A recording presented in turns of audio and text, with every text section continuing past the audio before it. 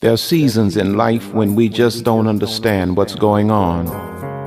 We've tried and we've done everything that God told us to do, and it seems like it's just not working. No one's around to encourage us, no cheerleaders. It's in those seasons, in those darkest hours. I'm here today to tell you, you got to trust Him when you can't trace Him. You got to hold on, because what's for you will be yours. You'll make it. Now listen. There are days that I don't think I can make it. Some head and heartaches, just don't think I can shake it. But God, He knows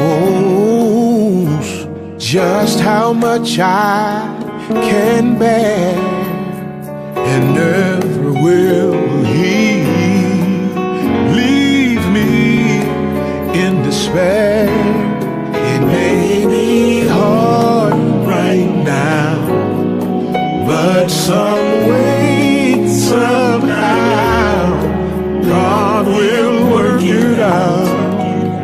Yes, when I'll make it.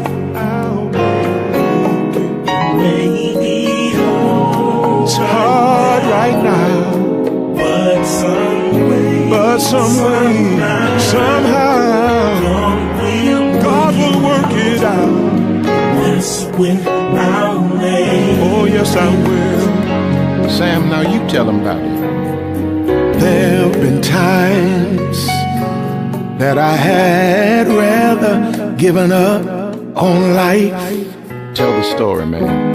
My brightest time of the day seemed to be at midnight. There's many times that I felt, oh my, and right now I feel so alone. But I know that God will never leave me on my own. It may be hard right now, but some way, somehow, God will work it out. That's when I'll make it. I know without a shadow of a doubt that it's hard, but some way, somehow, God will work it out, and that's when I'll make it. It may be hard right now, but some way, somehow, God will work it out, and that's when I'll make it. I know it's hard right now. Right now, but some way, oh, I'll make it. Oh, yes, I will. Oh, yeah. I'll make it. Maybe going through the storm right now, but sooner or later, oh, yeah. After the storm is over, after the smoke clears, that's when I'll be near to making it. In a long time, everything is gonna work out fine. Oh, yes, it will. Oh, won't have to cry no more. God's gonna give you double for your trouble. Yes, He will. Somebody to know it's gonna be greater later. Yes, it will. Little brother, I'm glad you told them. You know, we've just come through the most difficult season in our lives. And one thing I've learned about God is that He's everything He ever promised He would be. And I want to say to you today, it's not so much of what you're going through. My brother, my sister, it's about what you're going to. You're gonna make it. It's gonna be all right.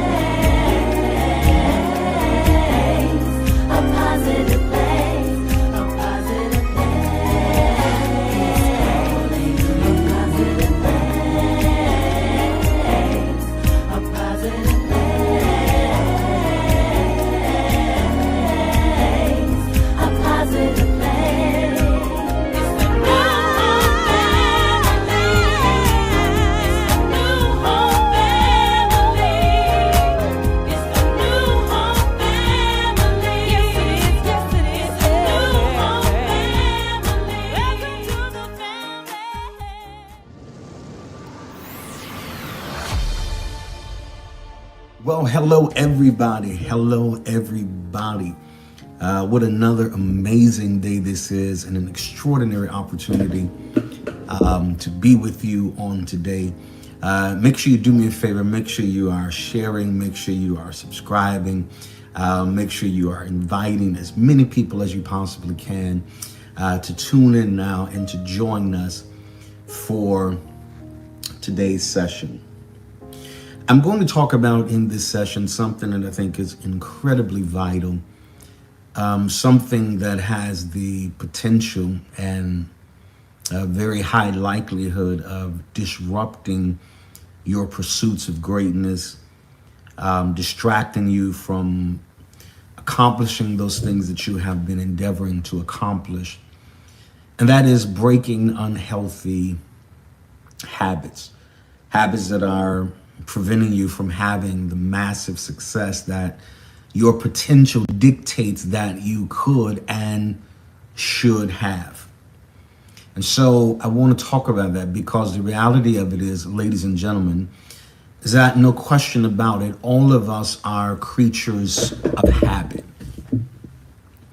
We all follow an extremely strict and unvarying routine that we seldom, if ever at all, stray away from. And so all of us have become over a period of time so acclimated and accustomed to doing what we have been doing the way that we have been doing it, that just merely mentioning to us that we should try something different could be considered blasphemous to most people. It's as if we have made this inner resolve to be insistent on being inflexible. And one of the reasons that we hardly ever vacillate from our routine is because we innately prefer the predictability and the security that our established comfort zones tend to provide for us. I have discovered, ladies and gentlemen, that most of the unhealthy habits that I have developed cater to my comfort and my convenience. Therefore, it is such a dreadful and difficult experience trying to detach ourselves from them. Breaking up with our habits, officially divorcing ourselves from our counterproductive proclivities and tendencies and urges is extremely hard to do. And I'm not suggesting that it's something that can be done like that. But the reality of it is that you have to break those habits that are causing you to remain in this unproductive, unprosperous state in your life, particularly when you know you could do better, you were meant to do better. And so I'm by no means saying or suggesting to you that the process of disengaging from these unproductive habits and things that are detrimental and destiny derailing are going to be, by any stretch of the imagination, easy. But what I am saying to you is that it is absolutely essential that every one of you that are watching me right now begins to identify and eliminate every bad habit in your life that has the potential and the potency to disrupt and destroy your destiny and your future. One of the keys to shedding habits that hinder your progress and minimize your impact in life is to be able to effectively swap out unhealthy habits for good ones. It is of the utmost importance, please hear me, that you replace habits that generate the same disappointing results with healthy ones that will contribute to the realizing of a new reality for you. There's a saying that said a nail is driven out by another nail. And so consequently, habit is overcome by another habit, which means that you have to replace these things that we are doing habitually, that there's no measurable reason why we still should be doing them. There's no results. There is no profit from them. And so why are we still doing them? Why are we still going around the same circles, doing the same things? And so one of the ways to begin to eliminate these negative, unproductive habits in your life is to begin to replace them with new habits. In other words, it's like you got so caught up into social media. And so you would spend 3 and 4 hours on social media, and that became an habitual action. So now I have to take that same time and effort, and instead of pushing it toward things that are not fulfilling, I can turn that into 4 hours of reading, researching, learning, building. And so you have to learn how to replace those unhealthy habits with ones that are absolutely for your betterment. Please hear me, ladies and gentlemen. You must start new regimens and routines intentionally that have proven to yield the results you desire and the outcomes that you dream of. You want to make every effort to adopt habits that are constructive and that contribute to your overall well-being and advancement.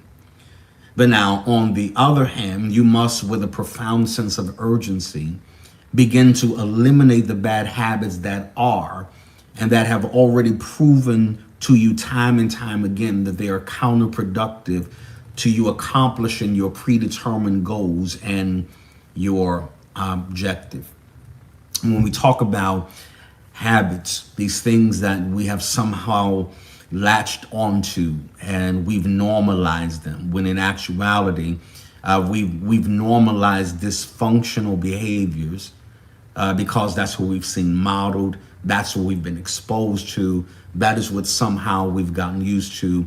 But habits are these regular tendencies or practices. These are acquired behavioral patterns that we do so frequently that now we do them almost involuntarily, right? It's like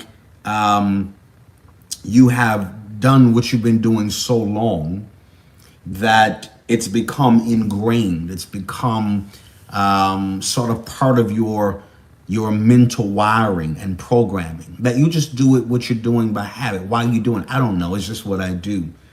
And so you have acquired behavior patterns that have to be interrupted if you're going to experience the necessary levels of change and transformation to take your life to the next level. And so habits at the core are such an ingrained part of our behavioral makeup and disposition that it becomes second nature. These unhealthy habits that we have. And habits are routine behaviors, practices, regimens that are done with such frequency that often the actions are conducted unconsciously, right? We're doing them and we're not even conscious that we're doing.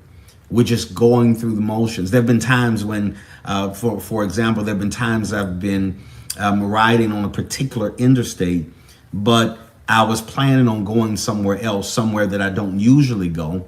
And while I'm just riding, my mind is drifting.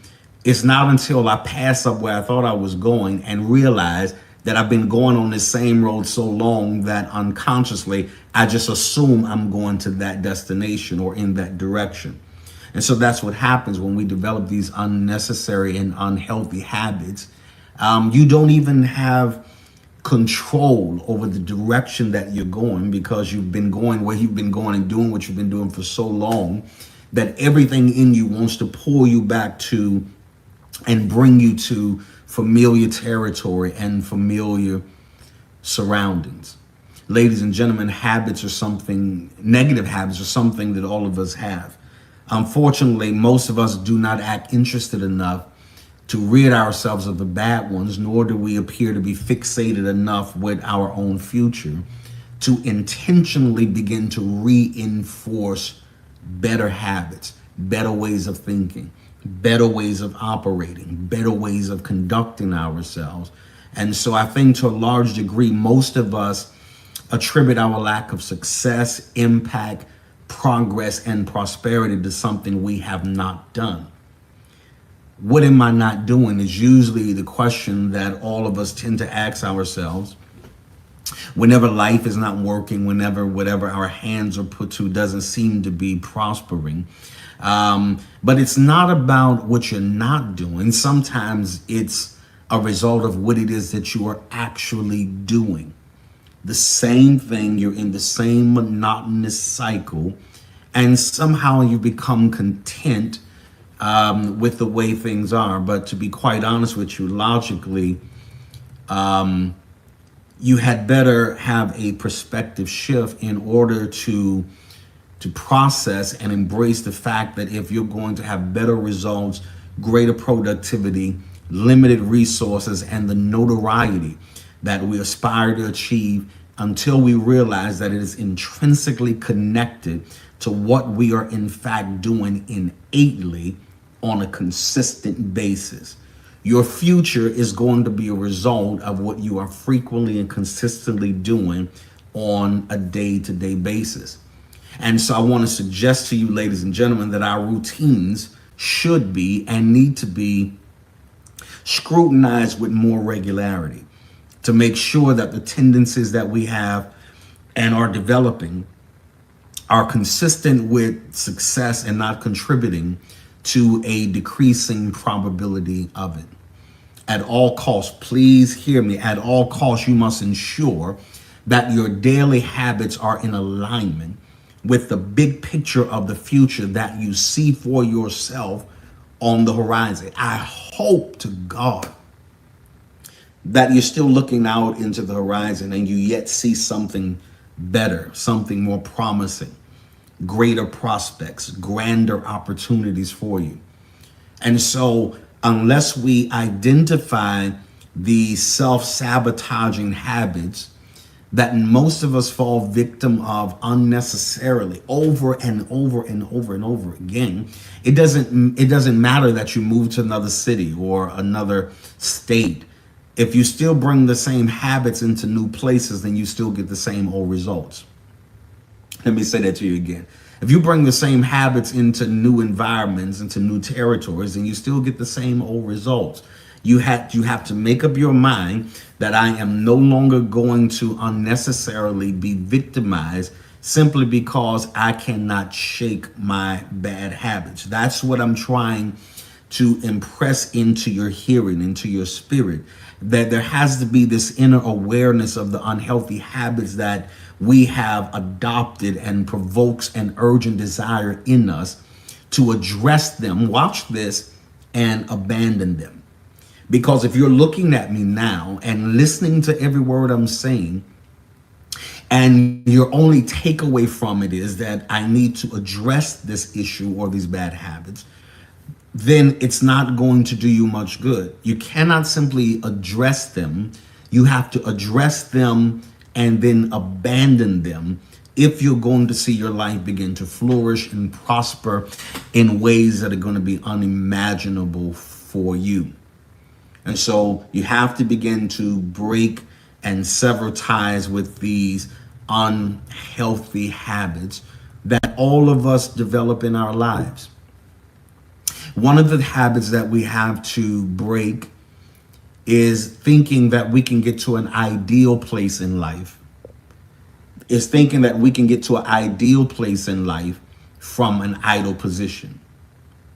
Let me say it again. Or let me say it like this. You will never get to the place in life that you consider to be ideal without being fully engaged and invested 100% in the process of both positioning and prioritizing your life in such a way that where you desire to go in life is unhindered by a lack of preparation or participation on your part. You cannot get to your ideal place in life from an idle position. If you've been under that impression, let me be the one to break the news and shatter and bust your bubble today. You cannot get to your ideal place in life thinking that you can get there remaining in an idle position. No ifs, ands, or buts about it. Hear me. Where you want to go in life, the next dimension of success and expansion and overflow and increase in your life, it demands that you are alert and that you are present in each and every moment. You can't be in the moment one day and then out of the moment the next day. You can't be engaged and aware and alert in one moment and then you are aloof and you are disconnected from the process another moment. Most people do not have a clue as to how hands-on that your future requires that you are. I'll let that sink in for a moment, because a lot of people are under the impression, and I see them all the time, and they're under the impression you can just sit back and expect that things you desire out of life are going to just somehow by osmosis or by happenstance, they're going to appear magically. But the truth of the matter is, you're going to experience disappointment, frustration, and misery on a level that is unimaginable until you realize you have a bigger part to play in your future than you've been realizing, right? You have a major role to play in the next major move of your life. Let me say that again to somebody who's sitting around on pause because I'm waiting on this person to get back to me. I need this to happen. I need that to happen. You are what you need to happen. You have a major role to play in the next major move of your life. Stop relegating the movement and the progressiveness of your life to the responsibility of somebody else, whether they are with you or not. And chances are there are a whole lot of people that say they're with you at the beginning of the journey who don't necessarily make it, who don't necessarily get to throughout the duration of the journey of your destiny with you. And so if your passion to keep pursuing these things are predicated upon whether everybody else still continues with you or not, you're going to be frustrated and miserable, because everybody that starts with you may not necessarily end with you, but you start with you and it ends with you. And so if not, you're going to be incredibly frustrated, thinking that you can just sit back and then life is going to happen the way you want it to happen. Get into your ideal place, hear me, absolutely requires unwavering effort, laser-like focus, stern determination, unparalleled drive, fierce passion, and an undeterred will. Now I want you to rehearse it. I want you to repeat it. I want you to go back and re-listen and replay this. Let me say this to you again. Getting to your ideal place in your life is going to require, on your part, your participation. It's going to require unwavering effort, laser-like focus, stern determination, unparalleled drive, fierce passion, and an undeterred will. Without these primary elements, please hear me, as the foundation for any of your pursuits in life, then your desire for what you consider to be your ideal place in life, hear me, is merely an illusion. If you think you're going to get to the place of destiny and fulfillment that you want in your life without understanding how significant and important and paramount it is for you to incorporate all of these elements into the pursuit of what you want, then you're not going to get to an ideal place. You're going to be stuck in a place of an illusion or being disillusioned, thinking that I'm going to get that kind of house without any work, without any effort. Sure, there are sometimes God's just going to bless you with stuff just because he wants you to have it. But I'm talking about when you are wanting something so badly that you express how badly you want it by how much work you're willing to put into it. How much of you are you willing to give in the process of the things you desire actually happening and coming to pass in your life? Now, let's give some definition to this concept and notion of an ideal place. It's a place, it's a state or status that satisfies one's conception of what is perfect and most suitable for them. It, of course, is different for everybody else. People's ideal of an ideal mate is different from, you may like them 6'2", she might like them 5'9". Everybody has different preferences, different ideas of what their ideal place looks like, their ideal car, their ideal house, and those kind of things. But the reality of it is that all of us must constantly be in a state of awareness that you won't get to this ideal place or have the ideal mate or make the ideal salary until you commit to the process and route that will eventually get you to this destination. Ironically, ladies and gentlemen, most never evolve to the point where they fully grasp and recognize how much of them reaching their ideal place is predicated on their own level of deliberateness and intense involvement. Let me say this to you because it's what kind of resonated in my head. You cannot shun the responsibility of being in the forefront of your own forward progress. Now, I'm going to let that sink in for a moment. You and I cannot shun the responsibility of being in the forefront of our own forward progress. You can't stand in the back and say, y'all go do it. Get me there, get me there, get me there, get me there. No, that's not going to happen. You and I have the responsibility of being in the forefront of our own forward progress. And so let me dispel the notion that you can delegate the direction of your life to others and get the results you envision. It just doesn't work that way at all. I mean, it'd be pretty great if it did, but the truth is you cannot be idle and get to your ideal circumstances in your life. And so the habit that has to be broken is this idleness that we're sitting around in a neutral position. And so when we talk about idle, we mean when you're in a state of inactivity or inaction.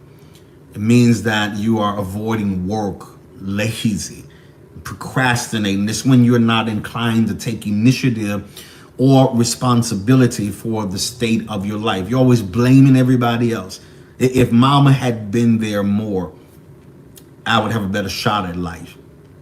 Daddy would have stuck around, then I would be able to give life a better go of it. But the reality of the matter is, at the end of the day, if you don't move your life, it will never move. Until you take the responsibility and initiative and become intensely inclined to take your life to another level, it's going to remain where it is.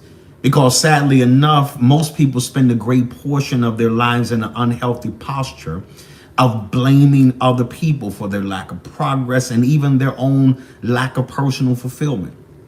And because of this, often most never come anywhere close to the degree of potential that they have been entrusted with by God, right? And so people with idle hands unquestionably, watch this, have idle thoughts, because your thoughts provoke movement. And so if you're idle, you're not doing anything, your hands are not trying anything, trying to build something, trying to work on something, then it is a clear indicator that there is idleness in your mind, which is translated and transferred to idleness in your hands and in your movement. People with idle hands absolutely have idle thoughts. What you thinking about? Nothing. What you doing? Nothing. I rest my case. Try out the theory. Most people, you ask them, what you got going on? Nothing much. And then you look at their life, they didn't lie to you. They have nothing much going on, because if you have an idle mind that's producing idle thoughts, then your hands are going to be idle, and then your entire life is going to be stuck, and it's going to be grounded because of your inactivity. And so they are stagnated because they have no innate stimulation that drives them to full throttle action. When you are not really committed to moving your life, position yourself in the best possible position that it could ever be in, it's because you don't have any innate stimulation on the inside of you that drives you to full throttle action. I get up every day and there's this innate thing in me that says, all right, let's go get it today, right? I've created my action plan for the month. I know where I'm working on. This is day 9. And so I know what my goals are, my markers are for day 9. The alarm clock doesn't get me up. My vision gets me up. God, of course, but my vision and my drive and my passion for success and my addiction to advancing my life, that's what really gets me up and pushes me into full throttle action. Some of you are acting, but you're not giving it as much as you could. You just barely tapping the gas. You got to put that pedal to the metal and go full throttle if you're going to see the kind of success and blessing and prosperity that you intend to have on your life. And so consequently, people who are idle, they settle for lives that are lackluster at best, and they have the nerve and the unmitigated gall to become bitter and resentful towards people like you, like me, who have this relentless ambition and apply themselves by setting their courses of action in direct alignment with lifelong goals and personal agendas for achievement and advancement in their lives. Now, hear me when I tell you that if you're going to break this unhealthy habit of idleness, you have to find something to start putting your hands to right now. Stop sitting around. There's nothing that I detest more than when I call people and say, hey, what you got going on? Nothing, I'm just chilling. But then you get mad with me when you call me and can't really get me because I'm busy. What are you doing? I'm going down my action, my lines of action that I need to do today. All my day is charted by timeline. Between 6 in the morning and 6:45, I'm doing this. 7 to 8:32, I've got this. 9, 10, because I have to give an account for the time that I've been gifted and granted with every day. If you have to be able to give an account for 24 hours every day, if you look back over yesterday, how many hours were just wasted idly, doing nothing? Absolutely nothing. Nothing at its highest level. Just nothing. Sitting there. What you doing? Just scrolling up Facebook. That's all. Scrolling, watching everybody else's life, watching the activities of what everybody else is doing. But you're so idle that you become so comfortable in an idle state that you're not even giving any consideration to the level of investment you need to be making in yourself to push you to the next level and to the next dimension. A little knowledge that acts is worth infinitely more than much knowledge that is idle. I hope you understand that, because there are a whole lot of people that have knowledge but no activity. And so a little knowledge that acts is worth more than much knowledge that is idle. That's Hebron. And so it doesn't matter how much you know, it's what are you doing? Oh, every time I know that, I could have done that. Well, why aren't you doing it? You have to decide that if you must act alone, then you must. But you must act. Let me say it to you again. If you must act alone, then you must. That's just the deal.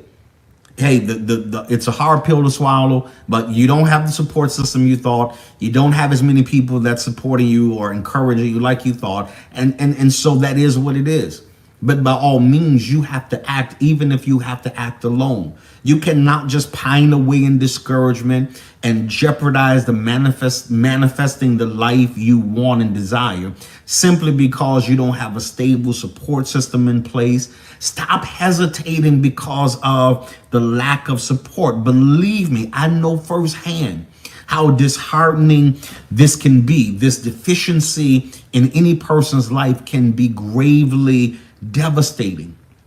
It can distort your view of yourself, considering what you are and very much capable of, because your internal narrative and constant conversation with yourself has been geared to convincing yourself that I need them or I need this or else life wasn't work. Let me tell you, God is way too much of a genius to hinge your life and the success of it on the comings and goings of people. If you live long enough now, you figure out that people come and people go. But at the end of the day, the only person left in the equation is you. And you had better take your life to the place that you wanted to go but you can ill afford from this day forward, please hear me, to spend another season of your life in an idle position. You can't increase being idle. You can't have the kind of impact that you are desiring to have being idle. The truth of the matter is that people who are idle lack internal motivation necessary to produce a life that is productive and that is prosperous. And so consequently, idle individuals are always waiting for opportunities as opposed to creating them for themselves. They tend to have this disposition where they are expecting things to simply be handed to them as opposed to using their hands, their skills, their ability to generate what they desire. Let me end with this. Your imagination will never trump your initiation of something. I don't care how great and expansive your imagination is, your imagination will never trump your initiation of something. You got to move from the idle position and you got to start putting something in motion. Take some action. Even if it's one step today, do something today that's going to position you in a better place for tomorrow. Every one of you, I know there's something great in you. I know it. I'm telling you what I know. I can sense it. There is something beyond amazing about you. But you'll never get to your ideal place as long as you remain as comfortable as you are in an idle position. You've got to decide, I'm getting ready to go full throttle. And I'm getting ready to see everything that life has for me. Well, it's time to bless the Lord in our giving. That's right. It's our global giving opportunity. That means people just like you from all over the country, around the world, different zip codes, area codes, they take this opportunity to plant seed in the ground, and they know without a doubt that a supernatural harvest is going to be their portion. Those of you who are tithing on this day, I want you to return the Lord's tithe. It's simply a tenth of everything that the Lord allows to come through your hand, and you return it back to him so that the windows of heaven are opened over your life. So those of you who are tithing, I want you to do that this day. The giving means are right here at the bottom of the screen. Find the one that's the most convenient for you. Take advantage of it. Everyone else, I want you to strive this day to sow at least a $42 faith seed offering in this service today. I want you to believe that this seed is going to trigger supernatural financial favor in your life, in your business, in the lives of those that you are connected to. So I want you to plant that. You say, Bishop, well, I don't have that $42 seed. Well, I want you to get the best seed that you have, but I want you to put something in the ground this day.